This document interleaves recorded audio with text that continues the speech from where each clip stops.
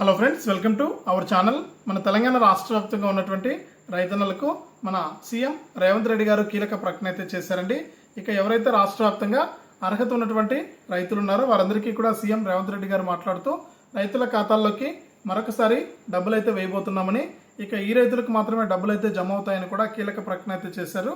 ఇప్పటికే మనకు రైతులకు గత యాసంగి సీజన్లో డబ్బులు విడుదల చేసినటువంటి మన సీఎం రేవంత్ రెడ్డి గారు ఇప్పుడు మరొకసారి మనకు రైతుల ఖాతాలోకి వానాకాలం సీజన్కి సంబంధించిన డబ్బులను అయితే విడుదల చేయబోతున్నారనమాట.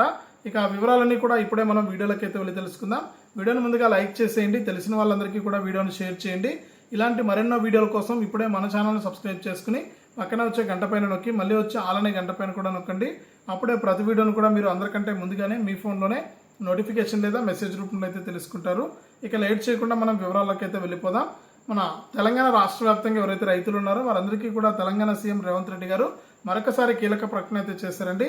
ఇక రైతుల ఖాతాల్లోకి మరొకసారి డబ్బులు అయితే జమ కాబోతున్నాయి. ఇక రాష్ట్ర వ్యాప్తంగా అర్హత ఉన్నటువంటి రైతులకి డబ్బులు అయితే వేస్తామని చెప్పడం జరిగింది.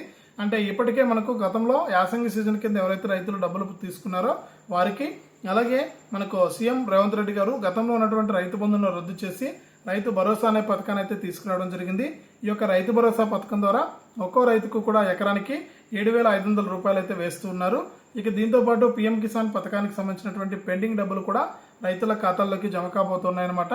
ఇక ఈ వానాకాలం సీజన్కి సంబంధించినటువంటి రైతు భరోసా డబ్బులను ఈ నెల 16 లేదా 17 తారీఖుల నుంచి కూడా రైతుల ఖాతాల్లోకి విడుదల చేస్తామని మన సీఎం రేవంత్ రెడ్డి గారు అయితే ప్రకటించారు. కాబట్టి రైతుల ఖాతాల్లోకి డబ్బులు అయితే జమ అవుతాయి.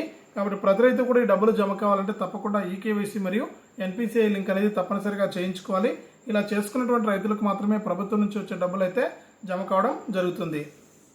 ఇది మనకు రాష్ట్ర వ్యాప్తంగా రైతులకు సంబంధించి వచ్చినటువంటి అప్డేటు.